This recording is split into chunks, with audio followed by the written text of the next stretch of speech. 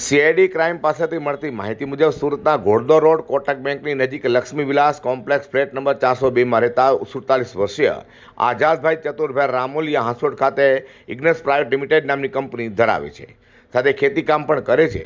સુરતના ડુમ્મસના block number 815, 801/2, 803, 804, 823, 787/2 અને વાટાના block number 61 વાળી જમીન આઝાદભાઈએ મગદલાના ખેડૂત રસિક લલ્લુ પાસેથી 28 ઓક્ટોબર 2016થી 15 જુલાઈ 2017 દરમિયાન ખરીદી હતી.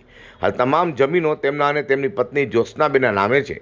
જ્યારે માર્ચ 2022માં બ્રોકર જિજ્ઞેશભાઈ ત્યારો આ બ્લોક નંબર 803નું પ્રોપર્ટી કાર્ડ લઈ તેમની પાસે આવ્યા હતા અને જમીન વેચવાની છે તેમ કહેતા તે ચોંક્યા હતા.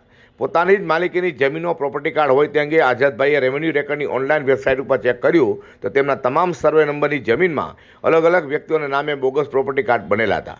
આથી તેમને મુખ્યમંત્રી, મહેસૂલ મંત્રી, કલેક્ટર, પોલીસ, સુરત મહાનગરપાલિકામાં જુદા જુદા સ્તરે લેખિત અરજી કરી રજૂઆત કરી હતી.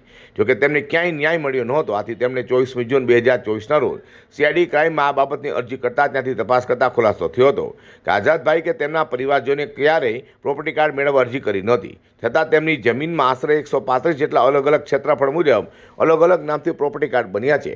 તે બનાવવા માટે જરૂરી પ્રક્રિયા નહીં કરી સુરત સિટી સર્વે સુપ્રિન્ટેન્ડન્ટની કચેરીના અધિકારીઓએ તે બનાવ્યા હતા. એટલું દિન તપાસમાં તેવું પણ જાણવા મળ્યું હતું કે બોગસ પ્રોપર્ટી કાર્ડ બનાવી સાયલન્ટ ઝોન નામની પ્લોટિંગ સ્કીમ મૂકનાર સમૃદ્ધિ કોર્પોરેશન નામની કોઈ કંપની નોંધાયેલ નહોતી. છતાં તેના બેંક એકાઉન્ટમાં પ્લોટોના વેચાણના પૈસા જમા થયા હતા.